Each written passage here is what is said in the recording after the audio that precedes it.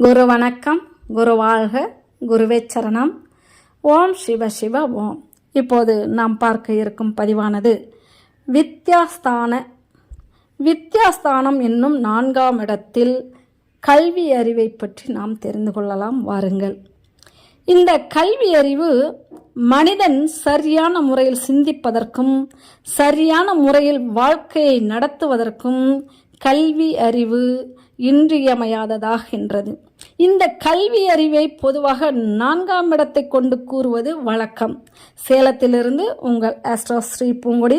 இந்த பதிவுகள் எல்லாம் உங்களுக்கு பிடிச்சிருந்தா லைக் பண்ணுங்க, மற்றவர்களுக்கும் ஷேர் பண்ணுங்க, கமெண்ட் பண்ணுங்க. கமெண்ட் பண்ண எனக்கு உற்சாகம் வரும். மீண்டும் மீண்டும் நல்ல பதிவுகளை உங்களுக்கு நான் தர ஏதுவாக இருக்கும். சரிங்களா? நன்றி. ஆனால் 2ஆம் இடம், 4ஆம் இடம், 9ஆம் இடம் ஆகிய இந்த 3 ஸ்தானங்களை கொண்டுதான் ஒருவருடைய படிப்பு நிலை என்ன என்பதை நாம் கூறிவிட முடியும்.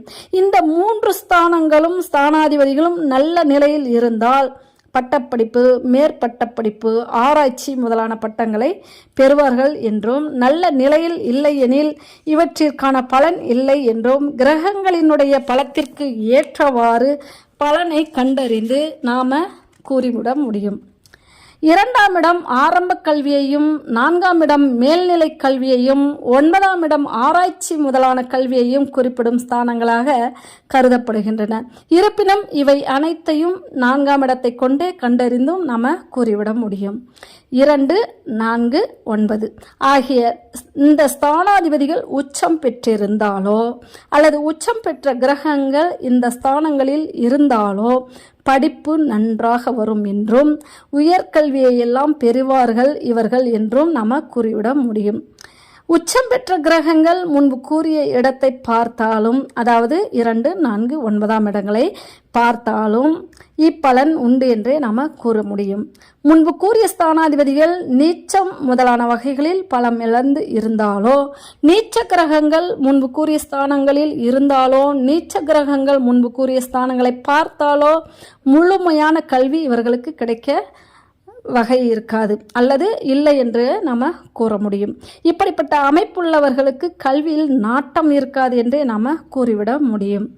சனியை தவிர்த்து மற்றுமுள்ள 6 கிரகங்களும் ஓர் ராசியில் சேர்ந்து இருந்தால் பெரும் கவித்துவம் பெற்றவராக இவர்கள் விளங்குவார் என்றும், நீதி, நேர்மை முதலானவைகளை கடைபிடிப்பவர் என்றும் நாம கூறிவிட முடியும். 2ஆம் இடத்து அதிபதி புதன், குரு இக்கிரகங்கள் சேர்ந்து கேந்திர ஸ்தானங்களிலோ அல்லது திரிகோண ஸ்தானங்களிலோ இருந்தால் கல்வியால் லாபமும் வித்தையில் மேன்மையும் ஏற்படும் என்றும், முன்பு கூறிய கிரகங்கள் 6, 8 ஆகிய ஸ்தானங்களில் இருந்தால் கல்வி பாக்கியம் இல்லை என்றும் நாம கூறிவிட முடியும். வித்தைக்கு காரகம் வசிக்கும் கிரகமாகிய புதன் உச்சம் பெற்றிருந்தால் கல்வியில் மேன்மையையும் புகழையும் பெறுவார் என்றே நாம கூறிவிட முடியும். புதன், சுக்கிரன், சனி ஆகிய இம்மூன்று கிரகங்கள் சேர்ந்து ஓர் ராசியில் நல்ல நிலையில் இருந்தாலோ, குரு, செவ்வாய், புதன் ஆகிய இம்மூன்று கிரகங்கள் சேர்ந்து ஓர் ராசியில் நல்ல நிலையில் இருந்தாலோ மக்களால் போற்றத்தக்க வித்யா யோகத்தை பெறுவார் என்றே நாம கூறிவிட முடியும். புதன், குரு, 7ஆம் இடாதிபதி ஆகிய இம்மூன்று கிரகங்களும் சேர்ந்து கேந்திரஸ்தானத்திலோ அல்லது திரிகோணஸ்தானத்திலோ இருக்க, லக்னத்தையும் 2ஆம் இடத்தையும் பாவ கிரகங்கள் பார்க்காமலோ அல்லது அவ்விடத்தில் சேராமலோ இருக்க, இந்த கிரக அமைப்பை பெற்றவர்கள் வித்யா யோகத்தை பெறுவதோடு மட்டுமல்லாமல் எந்த துறையில் வித்யா யோகத்தை பெற்றாரோ அந்த துறையில் முதன்மையானவராக இவர்கள் திகழ்வார்கள் என்றே கூறிவிட முடியும்.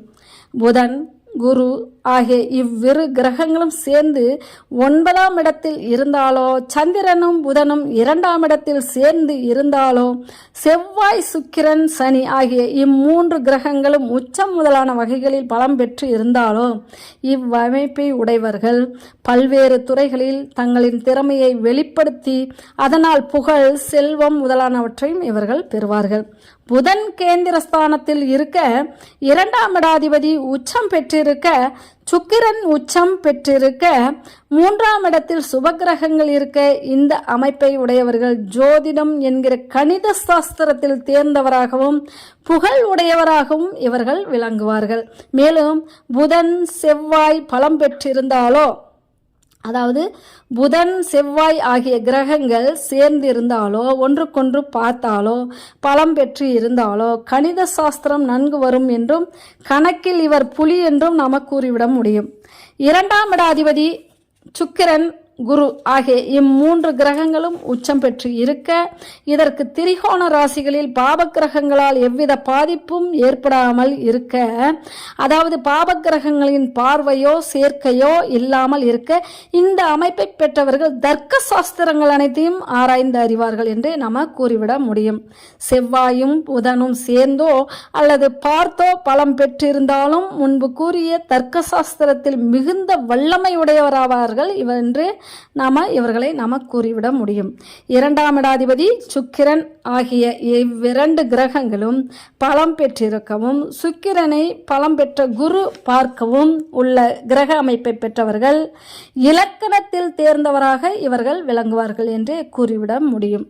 திரிகோண ஸ்தானங்களிலோ அல்லது கேந்திர ஸ்தானங்களிலோ புதன் பலம் பெற்று இருந்தால் தமிழ் மொழியில் தேர்ந்தவராக இவர்கள் விளங்குவார்கள் என்றும், முன்பு கூறிய ஸ்தானங்களில் செவ்வாய் பலம் பெற்று இருந்தால் தெலுங்கு மொழியில் தேர்ந்தவராக இவர்கள் விளங்குவார்கள் என்றும், முன்பு கூறிய ஸ்தானங்களில் பாவக் கிரகங்கள் இருந்தால் தாய்மொழி அல்லாத மொழிகளில் தேர்ந்தவராக இவர்கள் விளங்குவார்கள் என்றும், குரு சுக்கிரன் ஆகிய கிரகங்கள் முன்பு கூறிய ஸ்தானங்களில் இருந்தால் சமஸ்கிருத மொழியிலும் சாஸ்திரங்களிலும் தேர்ந்தவராக இவர்கள் விளங்குவார்கள் என்றும், கிரகத்திற்கு ஏற்பவும் கிரகத்தினது பலத்திற்கு ஏற்பவும் பலனை கண்டறிந்து நாம கூறிவிட முடியும். 2ஆம் இடத்தில் ராகுவும் 5ஆம் இடத்தில் குளிகனும் சந்திரனும் சேர்ந்திருக்கவும், 6ஆம் இடத்தில் சுபகிரகங்களும் செவ்வாய் 2ஆம் இடத்தை பார்க்கவும் உள்ள கிரக அமைப்பை உடையவர்கள் மாந்திரீக சாஸ்திரத்தில் வித்துவனாக இவர்கள் விளங்குவார்கள் என்று நாம கூறிவிட முடியும். 2ஆம் இடாதிபதியும் புதனும் உச்சம் பெற்றிருக்க, லக்னத்தில் குரு பலம் பெற்றிருக்க, 8ஆம் இடத்தில் சனியும் பலம் பெற்றிருக்க, இந்த அமைப்பை உடையவர்கள் கணித சாஸ்திரத்தில் சேர்ந்தவராக, கணித சாஸ்திரத்தில் இவர்கள் மிகவும் தேர்ந்தவராக விளங்குவார்கள் என்று நாம கூறிவிட முடியும். சனி லக்னத்திற்கு கோபுராங்கிசம் என்ற நிலையில் இருக்க, சனி லக்னத்திற்கு கோபிராங்கிசம் என்ற நிலையில் இருக்க, குரு செவ்வாயின் அங்கிசம் பெற்றிருக்க, இந்த அமைப்பை உடையவர்கள் வேதத்தை ஆராய்ச்சி செய்யும் அறிவுத்திறன் பெற்றவராக விளங்கி புகழ் அடைவார்கள். சூரியன் 2ஆம் இடாதிபதியாகி சனி அச்சூரியனை பார்த்தால் தர்க்க சாஸ்திரத்தில் ஆராய்ச்சி செய்யும் அறிவுத்திறனும் தேர்ச்சியும் பெற்றவராக அத்துறையில் விளங்குவார்கள். மேலும் இக்கிரக அமைப்பை உடையவர்கள் எதையும் தைரியமுடன் கூறும் ஆற்றல் பெற்றவர்களாகவும் இவர்கள் விளங்குவார்கள். குருவும் சுக்கிரனும் சேர்ந்து லக்னத்தில் இருக்க, சூரியன் சந்திரன் முதலான கிரகங்கள் உச்சம் முதலான வகைகளில் பலம் பெற்று இருக்க, இந்த அமைப்பை உடையவர்கள் 6 சாஸ்திரங்களில், அதாவது பல்வேறு சாஸ்திரங்களில் தேர்ந்தவர்களாக விளங்குவார்கள் என்று நாம கூறிவிட முடியும்.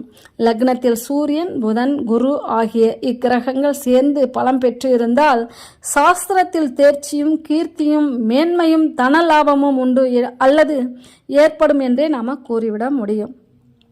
சூரியன் சந்திரன் புதன் குரு சுக்கிரன் சனி இக்கிரகங்கள் சேர்ந்து ஓர் ராசியில் இருக்க அனைவராலும் போற்றத்தக்க கல்வியை இவர்கள் உடையவராக இருப்பதோடு அல்லாமல் தைரியமுள்ளவர்களாகவும் பணவசதி உள்ளவர்களாகவும் இவர்கள் இருப்பார்கள் என்று நாம கூறிவிட முடியும். இப்படிப்பட்ட கிரக அமைப்பை கஜயோக அமைப்பு என்று குறிப்பிடுவார்கள். 2ஆம் இடாதிபதி நீச்சம் முதலான வழிகளில் பலமிழந்து இருந்தால் ஆரம்ப கல்வியில் தடை உண்டு என்றும், 4ஆம் இடத்ததிபதி நீச்சம் முதலான வகைகளில் பலமிழந்து இருந்தால் மேல்நிலை கல்வியில் தடை ஏற்படும் அல்லது கல்வியே இல்லை என்றும் நாம 9ஆம் இடம் முன்பு கூறிய வகையில் பலமிழந்து இருந்தால் பட்டப்படிப்பிலோ அல்லது முதுகலை பட்ட படிப்பிலோ அல்லது ஆராய்ச்சி முதலான படிப்பிலோ தடை ஏற்படும் என்றும் அந்தந்த ஸ்தானத்திற்கு ஏற்ப கண்டறிந்து நாம கூறிவிட முடியும். ஆக 4ஆம் இடமும் வித்யாகாரக கிரகம் என்கிற புதனும் நீச்சம் முதலான வகைகளில் பலமிழந்து இருப்பின் இவர்கள் வித்தை இல்லாதவர்கள், அதாவது அதாவது படிப்பில்லாதவர் என்றே நம்ம கூறிவிட முடியும். சூரியனும் புதனும் சேர்ந்து ஓர் ராசியில் பலம் பெற்று இருந்தால், பௌதீக விஞ்ஞானத்திலும் கணிதத்திலும் சூரியனும் செவ்வாயும் சேர்ந்து முன்பு கூறியபடி பலம் பெற்று இருந்தால், வேதியியல் விஞ்ஞானத்திலும் மருத்துவத்திலும் வித்தை யோகம் பெறும் நிலை உண்டாகும் என்றே நாம் கூறிவிட முடியும். நன்றி. மீண்டும் அடுத்த பதிவில் சந்திப்போம். நன்றி. இவ்வளவு நேரம் கேட்டு அனைவரும் தங்களுடைய பங்களிப்பை எனக்கு உங்களுடைய ஆதரவை தந்து கொண்டு இருக்கும் அனைத்து நல் உள்ளங்களுக்கும் எனது நன்றியும் வாழ்த்துக்களும். நன்றி.